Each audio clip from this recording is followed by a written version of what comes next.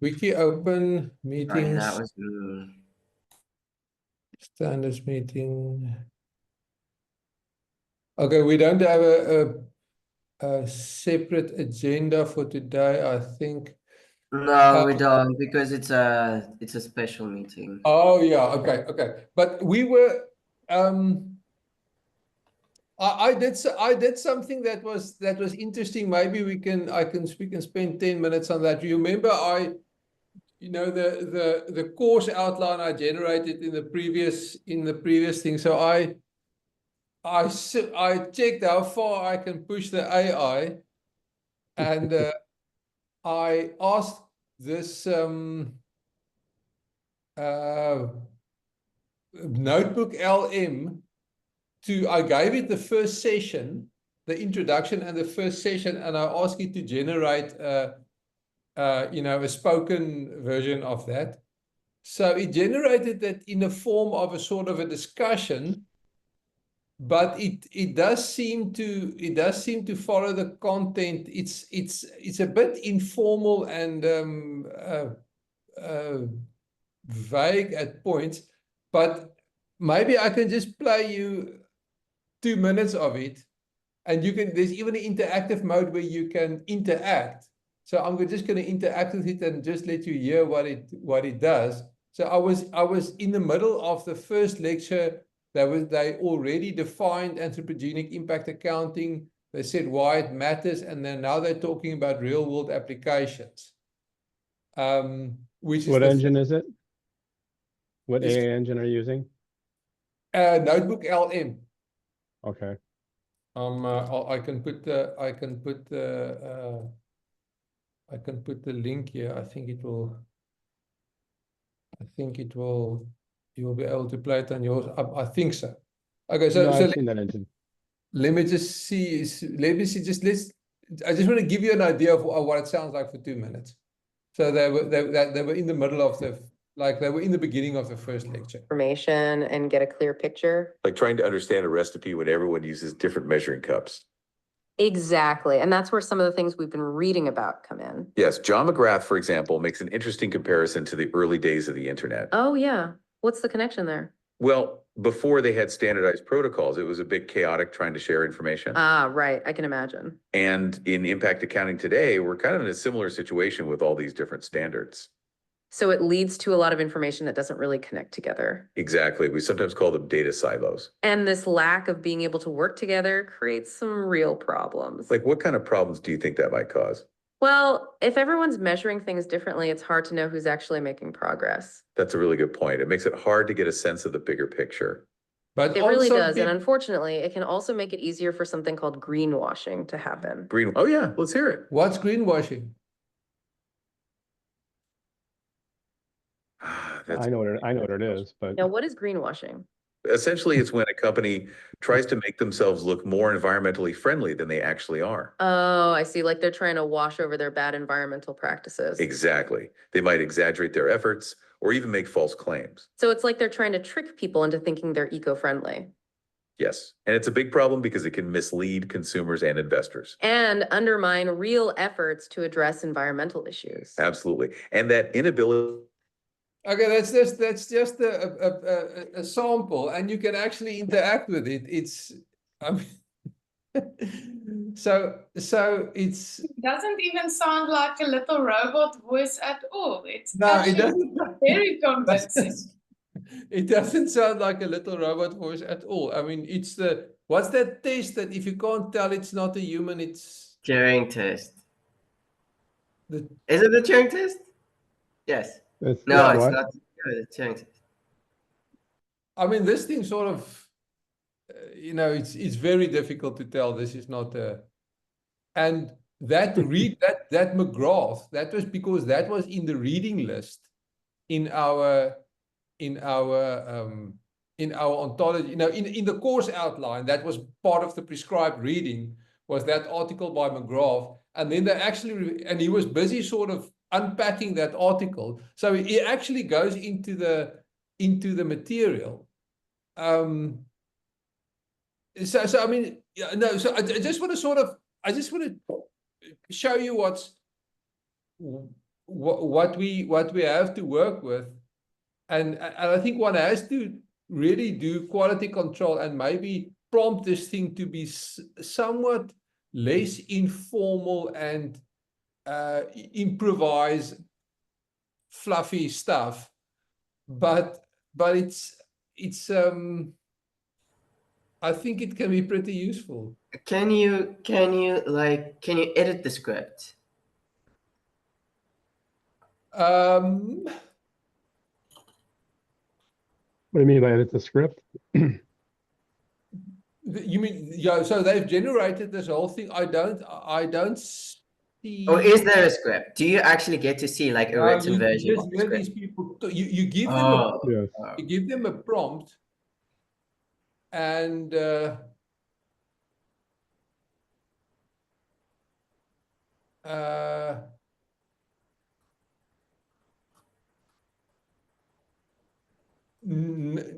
not necessarily, but I think what I would like to do next is to look at this type of LLM and to see how you can prompt and also maybe bring the heat down. What's that parameter that they have? Heat or temperature? Temperature. Heat, it's like temperature. Bring the temperature a bit down, because I think this thing is quite free to to make it quirky and sort of somewhat informal. But to bring the temperature down to really stick to the text of the prompt. In other words, to the course outline, to the lecture notes, really. So I think you can discipline it through that. I'm just going to still see where I can tune those parameters, that you can give it quite an extensive, that you use a text generator. You use your source material, additional source material, and a text a text generating LLM to create, let's say, the course material, the slides, the course outline, and or not the only outline, but the actual lectures, and then you can use something to, if you want to make it a spoken word type of thing, you can do that. So I just wanted to show you guys that, and it's yeah, I'm still digesting what this stuff is going to do. Yeah, but it's interesting. It is incredibly powerful for stuff like generating course content, it seems, Christian, and engaging lectures kind of stuff, but it's also scary on the one hand what it can do for like fake news and fake information. Yeah, and very subtle propaganda. Yeah. Well, if I worked with it and I work with it to do some actual things and I play with it, but I play with it through a Python program where I can write what you did, and then I can interact with it, and I can start typing and chatting it. But one of the things about these models, or these engine LLM models, number one is what are the temperature settings, how they affect it. But also, whenever I do something, I'm not recommending you do this for this, but I make sure that I see a chart of the vector embeddings when it comes back with an answer. And if I can't see a vector embedding chart, I'm not using it, because you can see the fluff in there, and you can actually see fake news in there. That's how they know fake news. You can see by the vector embeddings on a comparison basis. And so if you can't chart the vector embeddings or see a chart of those, whatever engine you're using, you don't really, my confidence limit drops a lot. I have to see those, because some of those engines are nasty. I mean, they have vector embeddings that just bounce up and down. And that's the cosine similarity, that term where then it decides what information it's going to pull back. I've got to see that, because I don't know how companies are really using it today unless they're doing that underneath the, if companies using AI, what's the temperature setting? Because it makes a big deal on what the probability is on what the temperature setting is, a probability setting on what it sees being accurate or not. That's all that is. So yeah, you're right. If you make it the temperature higher, it gets loosey-goosey brings data back. But when I use it for stuff, I want to see those embeddings. It's not hard to program them in, but I'm always when you dig underneath the engine, the LLM engine, like anything else, you open up the hood, you see what's going on in there. Sometimes you may pull back a little bit and go, whoa. Again, AI is probability. That's what it is. AI is cosine similarity. Somebody says to me, what's AI? Cosine similarity. You need to know anything else? That's what it is. So I would, if you want to tune this, I don't know, what interface are you using to change the temperature setting? You see it right on the engine, the front of the engine? It's usually a slide. It's just a slide thing. Yeah, I was looking for it here. But I'm still on the free version. Maybe if you pay, you can do more things. Well, I'm using Chat GPT 4.0, which is the latest, and it's got that and Gemini are, I think, the most accurate. But this is Gemini under the hood. This they're is Gemini. free. I think this is Gemini. It's one of those. It's a part of Gemini. It's a freebie. So I lost you the last sentence there. Oh yeah, it's part of Gemini, which is a freebie. ChatGPT is also free.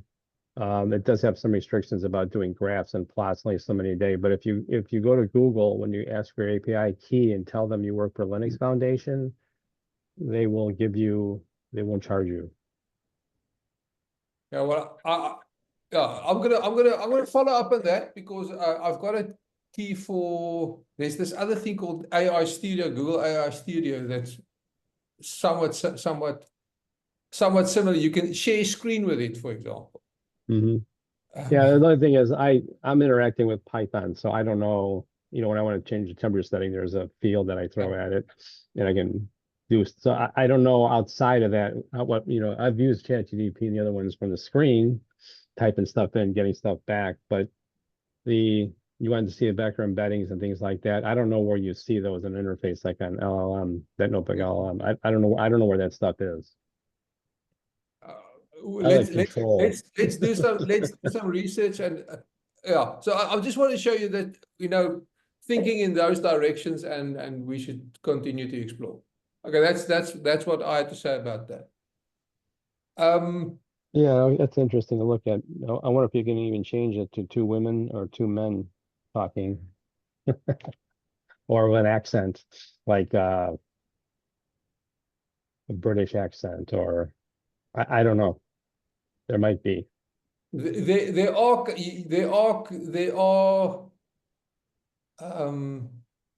you can customize the prompts. I'm not sure how far you can push that stuff.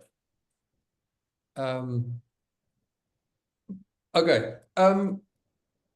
Last time I just want to sort of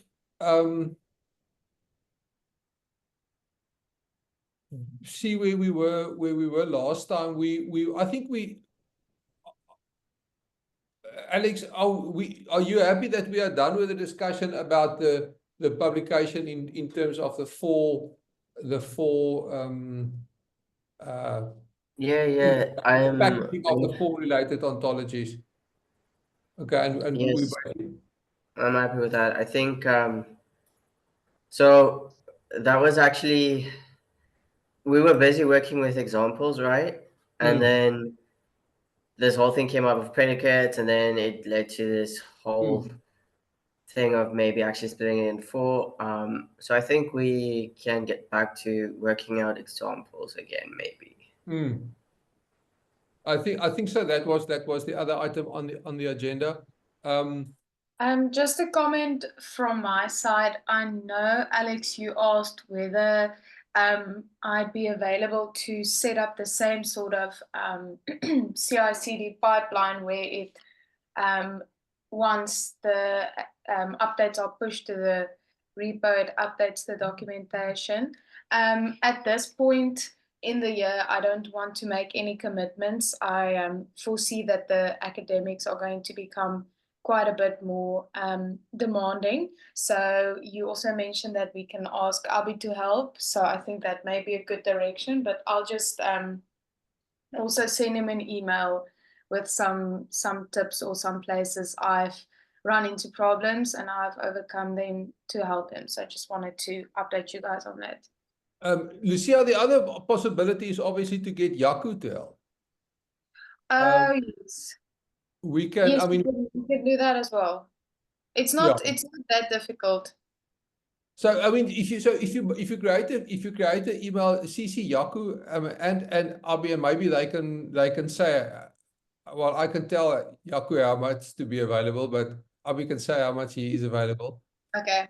Yeah, that's Then I think if we, I mean, I would, yeah, because just on our side, we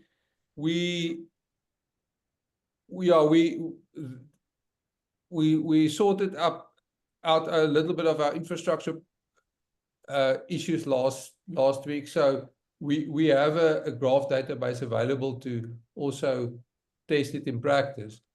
okay. So just include Yaku as well. Okay, I will.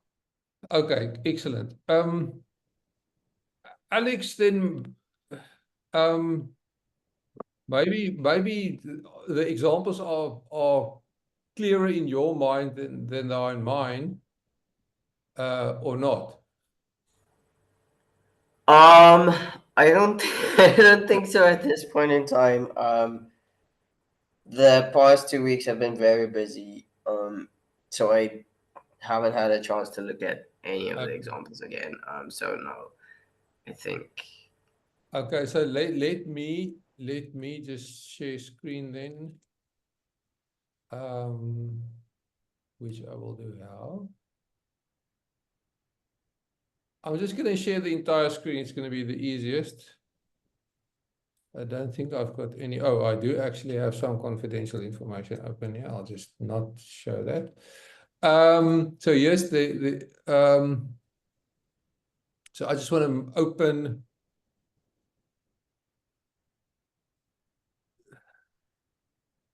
This is still the previous. I think we're still seeing the R screen with some. Oh, with some confidential stuff in it. Let me just stop that. We may be not supposed to. You got some open AI key information in there. Yeah, we're not Not like recording. anybody can do anything with it, but Okay. most stuff on OpenAI, you don't even need the key, actually. Okay. Oh, I see what happens. This is on a different screen. And how do I show that screen now? Well, Let me just try again. I've got a separate screen nowadays. That's desktop 1, that's desktop 2. What about that? Share. Okay. Is it coming through now? Yep. yes. Okay. So this is our wiki. And I think we were busy with the examples in the GitHub yes, I'm just repo.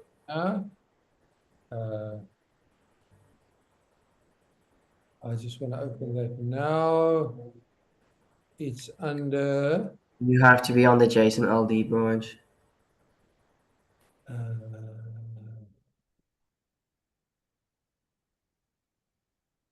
Are we under that branch now? Alex, I'm on the JSON LD You want to branch. go to schemas? Down below. Schemas. Schemas, yes. Okay. And JSON LD. And then there's this. And then there's use case A. Okay. It's a little bit nested. We can organize it better at some point in time. Is it my side that makes that noises? Yeah, there's some static. It's gone. Okay. Yeah, people are quite loud here outside as well. Okay, so this example, let's just orientate ourselves what's going on here.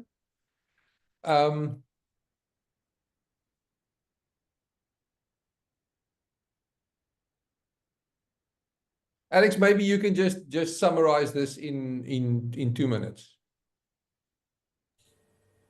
I think we can all read it faster in 2 minutes, but okay.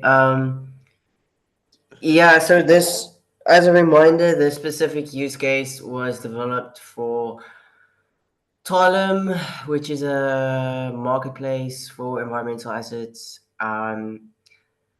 So they had specific needs, and we had to tailor the examples to their needs. Some of their needs, like one thing they wanted was they wanted a clear distinction between private data and public data, for example. So yes, and then different levels of information or levels of detail actually about every specific entity or thing. But Okay. yes, I hope I have since convinced them that their initial idea of like distinguishing between private and public information um, based on different schemas was not the best approach. I mean, they maintain a vocabulary of, I want to say, predicates that are allowed per class or per entity type. They can store it anywhere, and they can decide for themselves which are public and which are private, and retrieve as necessary for the context which of those predicates they need or want to show. So, but anyways, yeah. So it was, we had these 6 projects. I think 2 of them were actually from. Let me just check. Yeah, 2 of them, the last 2 actually, 5 and 6. We couldn't access their information because Sustain Cert's website went down and it hasn't come back up yet. So we actually only look at the first 4 projects. Let me check if Sustain Cert is back on. But yeah, so we Okay, mostly, I think. Sorry, Grayson? No, continue. No, I think the most work was actually done on the first and on the first 2 projects that we had a look at. Okay, so this is this 1 to 6. Yes. Okay, let's go in there. And So yeah, they had layer 1, layer 2, and layer 3. Layer 1 was a combination of public information, high level public information, so not too many details, and everything that should be public. And then layer 2 was like also still public, but very detailed. And then layer 3 in Tom's case was like this permission layer thing, or raw data. But so yes, so this is actually, maybe, can I just maybe just look at this and then ask a few questions please do. about the integration. So the first thing I see is that there is they defined a activity impact summary. So they have their own vocabulary that is here. Is that vocabulary mapped to IR, or can it be? I mean, I would suppose it can be mapped to IR. Yes, it can be mapped to IR. And if we go down, we actually had, I think, can you maybe expand? Can you maybe, yeah. Okay, yeah, activity, no. They call it activity impact summary. Yeah, Activity impact claim, and this is see what that is. no, these were specific to IR. The things in schemas, like the JSON LD were specific to IR. I think it may have been. Hang on. Can you find it, or is it a way to find? Oh, it just collapsed eco registry 1 to 6. There's another schemas that, yeah, and on the same level, there's another schemas. Okay, that okay. schemas. Activity impact summary. Activity impact. I'm not sure how much. Okay. Yeah.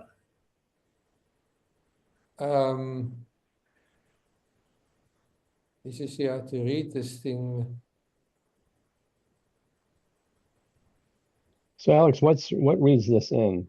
A web page? Is this JSON a web page, or is it some other program that tokenizes this, or I shouldn't say tokenizes, sorry, pulls it in? Yes. So they persist stuff on IPFS and Hedera. Okay. Or they want to actually. Well, at this point, yes, they use IPFS and Hedera, but they actually using it via a different platform. They have not started using these schemas as they are, but they intend to. Yes. So the idea is to like store a JSON blob like this on IPFS, and then anchor it using a consensus timestamp, like anchor it in time using a hashgraph consensus timestamp. Yeah, so this is not, I think at this point, but I can clearly see how this will pretty straightforward map to IR, what the standard is, a methodology. In a country, you don't need to map that to IR. That is, you can map that to, yeah, well, that is schema.org. That's fine. Just keep it like that. A project owner is an agent. A project developer is an agent. A verifier is an agent. An agent in a role, actually. Monitoring period, we've got that. So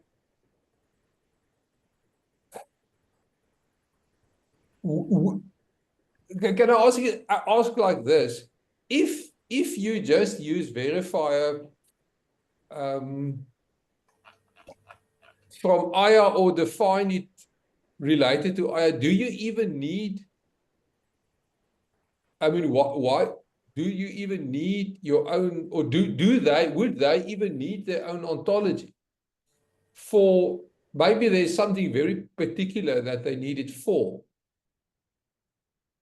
But or would you define project owner in terms of IR, but in a very specific way in which you see that in your own legal jurisdiction? What does that mean? Yeah, so a couple of things here. Yes. I mean, if something maps directly, if some term that they use maps directly to a term in IR, then obviously they don't need to specify their own, or they should not really specify their own term. They can specify synonyms or aliases, things like that, but at the most, they should say this is just an alias for IR this or that. Or not even, just Or using not even. Yeah, but it depends on the term, like the words they actually want to use to name things. The second thing, these examples were created, I think in December and January, so they are really now outdated in terms of our four ontology thing.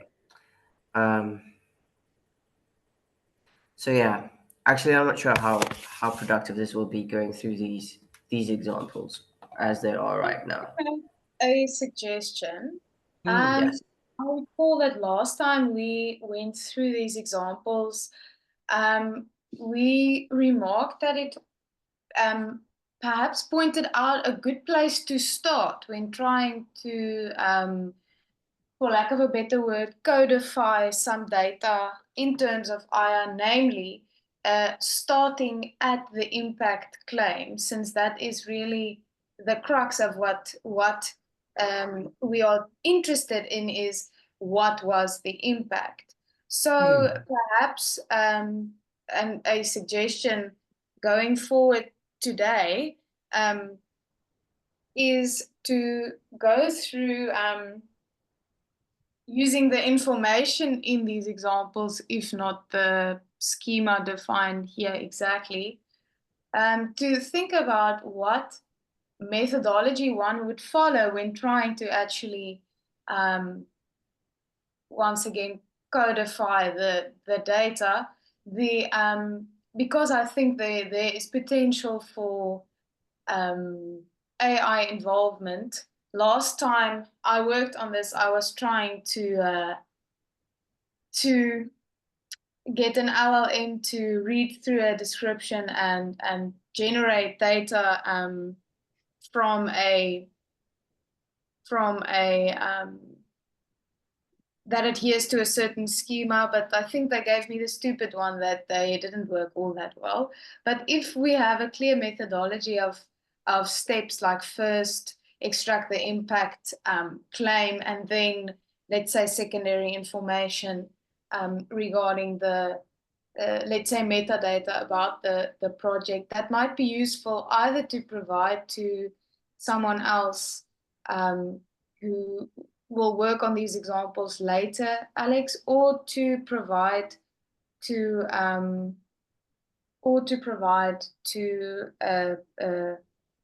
AI model. So that's just a suggestion. Lucia, I think that's a very interesting proposal. I just want to open. What's our Perl address that? Is it this one? Can you remember out of your head what the Perl address? Yes, that one is supposed to be the first one. No, not the archive. Just HTTP. Yes, but you can see where it redirects to. There's an IRDocs Netlify one. Yes, but you get redirected there when you access http://perl.org/IR ontology directly. That's actually the other thing I wanted to mention to Abby, is that for this pipeline to work that generates that documentation, you should serialize the OWL file in RDF XML and not OWL XML. Otherwise, payload, which is used to generate this, doesn't work.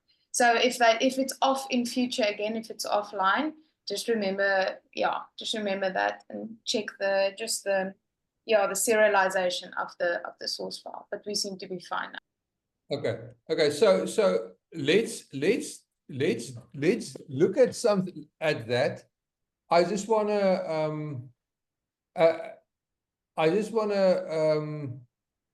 maybe bring up something else. If you look at the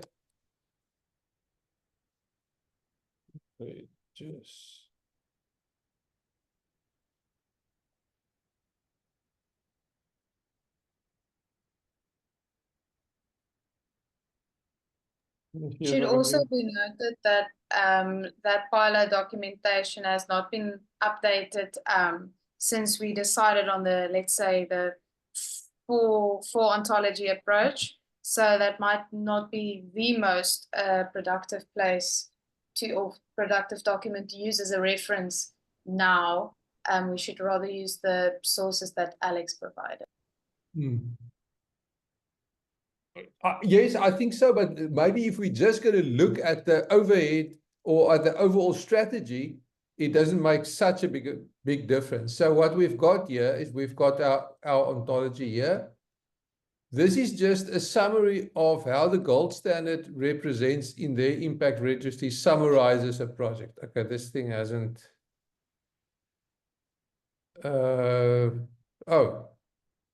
Okay, so it hasn't issued anything here, but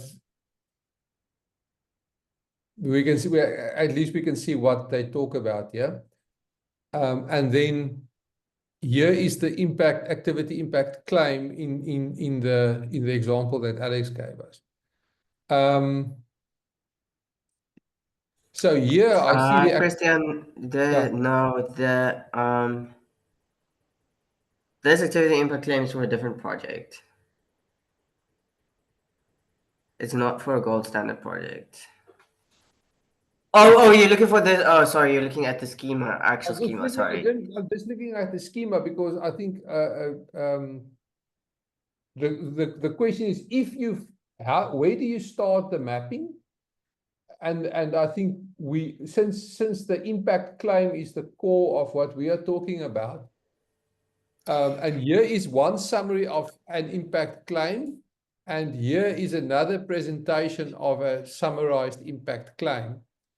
So it may be interesting then to look at something like this, like the gold standard one, or like the one you have here, and say, okay, if you want to map, maybe we can start on this thing because it's fairly simple to read.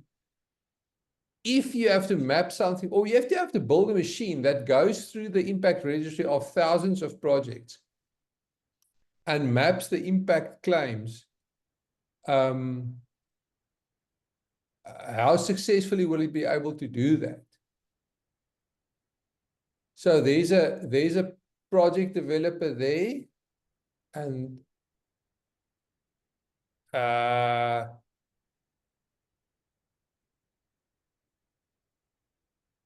we had one in the other on the other side. So there's obviously the agent.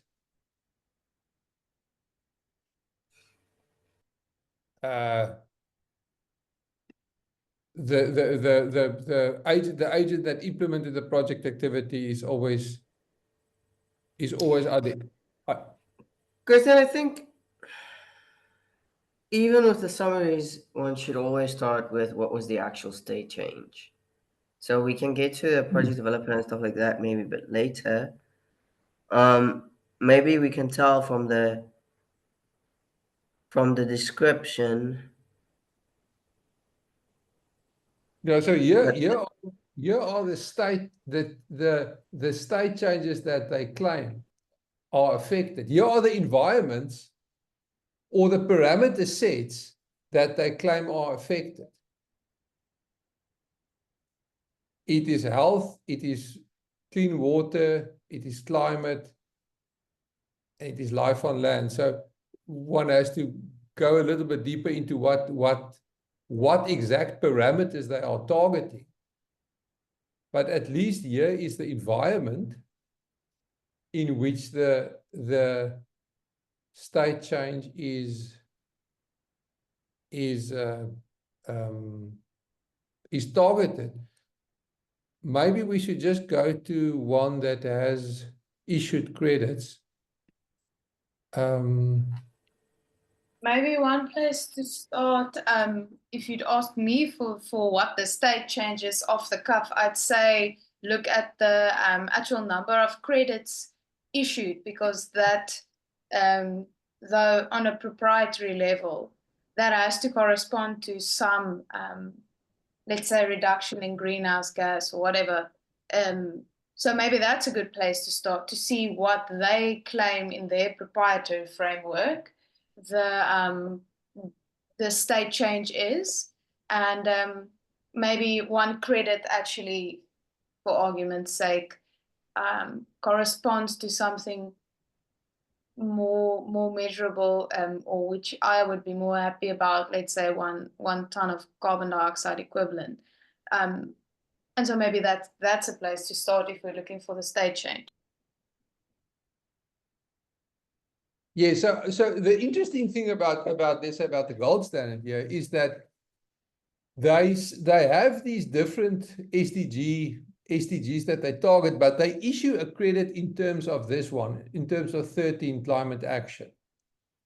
Let me just go to one of our own, and I know at least what I talked about. Kristen, I think gold standard 499 has some credits issued. Okay, but let's go to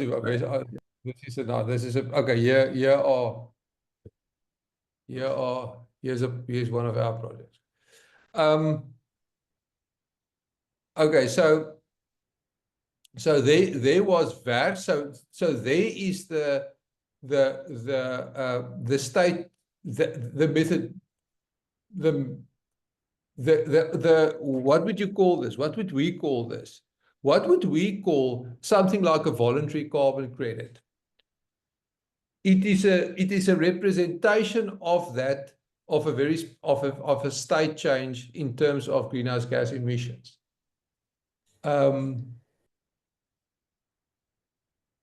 What would we say that credit is? If you start talking about credits and stuff like that, you are, in my opinion, moving into a world, obviously, of claims and verification and attestations. And in a certain sense, a credit is an attestation made by an issuing body that they have been presented with, enough information and blah, blah, blah, to believe that, or to back your claim that you have had this impact on a specific environment. Yeah, I think that's interesting, Alex. In other words, we have an ontology. Let's say we have a collection, an ontology suite, if you want to call it like that, because having split it now into that, focusing on the attestations, that in the first place, let's say on a very high level, describe what this registry is even about. It contains attestations. In other words, that so the way in which what it provides is that documentation of that claim, or is there almost a reification of that claim, and what the claim is about. It is about greenhouse gas emissions and yeah, so that identifies the environment and the state change. Yeah, so what is then interesting about our ontology is that you almost start at the level of this registry. What is that? It really depends, Christian. I want to say it depends on from which angle you approach the information or the project. Well, maybe I would say it depends on. I would say it really depends on your use case. Like, are you, for example, okay, in Tolem's case, specifically in Tolem's case, the one that for which we did this, they would always encounter data about an activity and the agents only once credits have been issued and the stuff have already been verified and blah blah blah blah. But another system may be operating at the level of actually capturing data and information about a project and agents as the activity is ongoing, like even before it has had any issuances whatsoever. So yeah, I mean, in this case, if we operate it like a system that operates at this level, it will like where it will only ever pull data and stuff of a platform such as Gold Standards Registry or Veris Registry or whatever, then yes, they will typically, I want to say, start with the claim down in terms of data discovery. But another system might approach it differently. Yes, correct. So in other words, when you're operating on the level of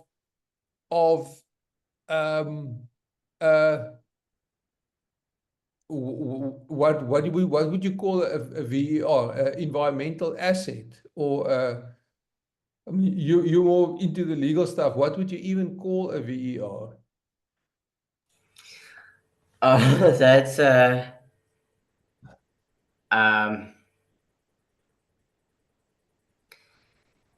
yeah, okay, so Tolem actually had legal counsel about this, and it went on like it's actually a very complicated case. There is no like existing legal definition yet for what these things are, but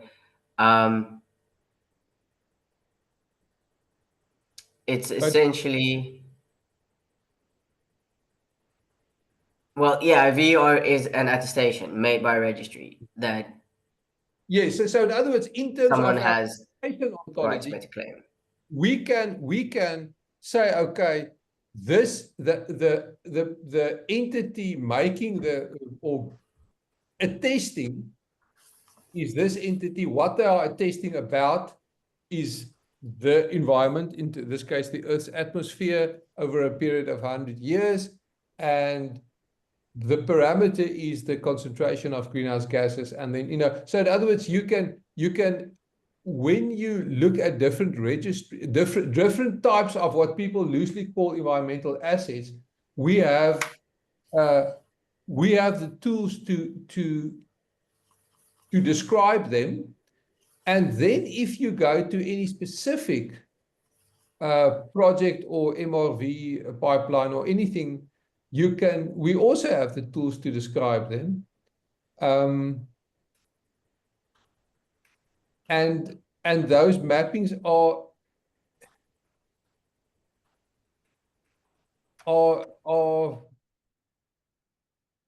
I think fairly clear. The ontology that you discovered, Alex, that works, the legal rule in L. Yes, I think that would be interesting. Let's say it's not our ontology, but it is a related. In the same system, you can use that possibly to describe how a VER differs from a CER, for example, because they operate under different sets of rules.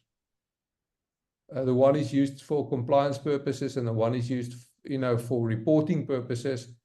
And there is maybe a vocabulary that one can use to adjust that. But it does seem to me like the order for us is to first really produce the four separate ontologies with their predicates, and then I think this will also become somewhat easier. Can I just ask, Alex, in terms of that split that you made, where is that on the GitHub? Because I haven't. That's on a different branch. So if you go to separation of concerns. Okay, yeah. Sorry, I see Alfonso's hand is raised. Alfonso, sorry, I can't see the hands from here. Please go ahead. Don't worry. I have to leave in about 5 minutes, but there's something that we have and we have to test. And that's what we are using the examples for. Okay, we have our ontology as it is like a knowledge graph. Okay, has all the issues that we consider relevant and the relationships between them. Okay,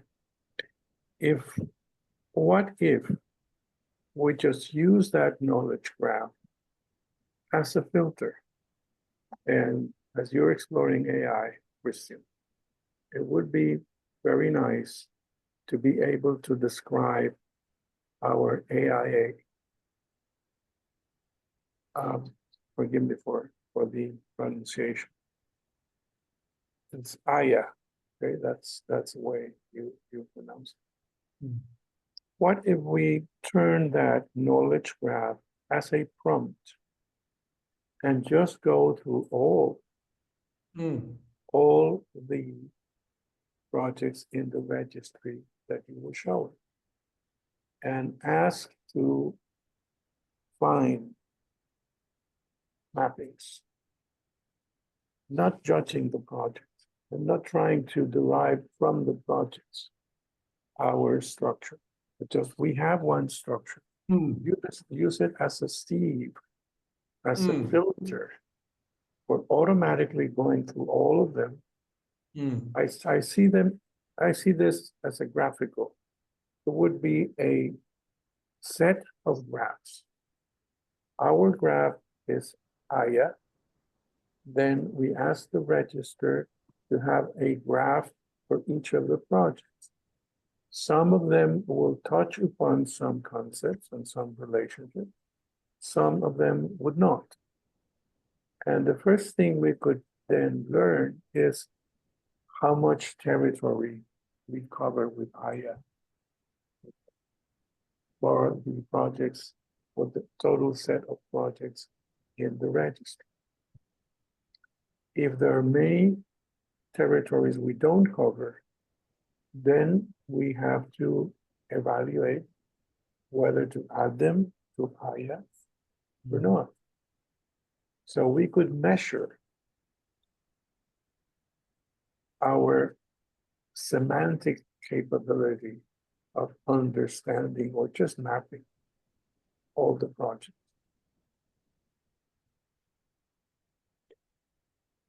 Alfonso, I think that's a great idea, and it's a nice way to visualize it, because we are literally looking at the area of overlap and how much is covered and what it is that is not covered. Maybe that's not important to us. That's why we don't cover it, and then it's fine.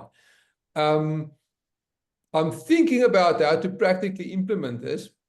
Maybe it's something we can chew on a little bit. I haven't experimented with prompting LLM with ontology, but I'm sure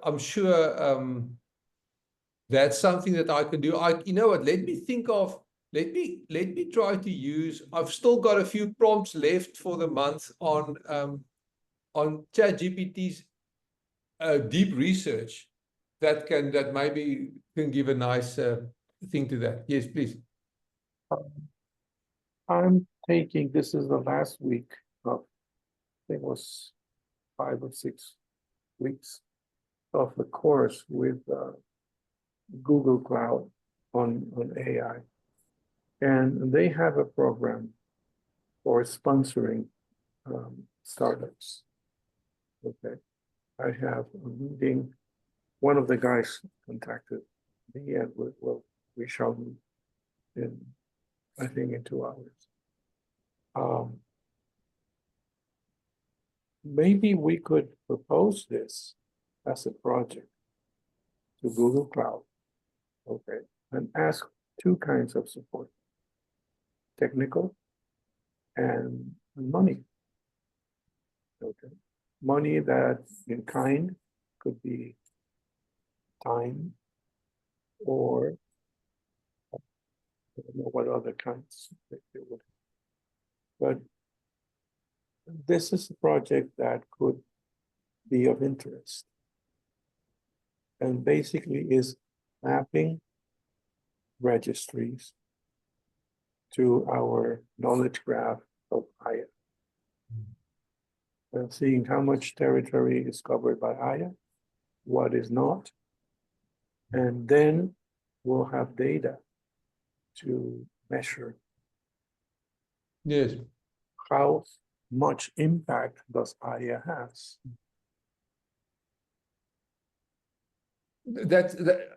Alfonso, I think mapping registries as well as other corporate report. For example, there's a carbon disclosure project where companies, in other words, they are on the industry side.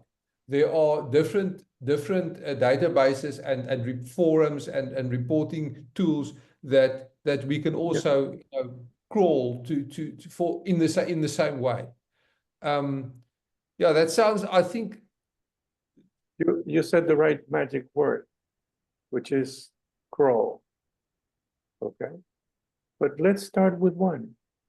Yes, so that yes. we can do an MVP sponsored by the startup program of Google Cloud. I think it would be very interesting to see how Gemini, I mean, how their AI tools functions, as you say, prompted by that. I think that's a very concrete, we are at time, but I think that's a very concrete thing that we can maybe try in the week to come, is to see how can we follow what we've discussed now. How does that work when implemented? How can we prompt the LLM to do that work? And then Alfonso, if you've got any more comment, I think that's a great idea to explore to set up a more exploratory avenue towards them to see where we can go with it. I think that will be a great step ahead. Good. So I'll have the meeting. I'm registered there as learning tokens. So that was my first idea. But now I think I can ask about yeah. Okay. And maybe as another group, we can ask for the 2 projects. That's great.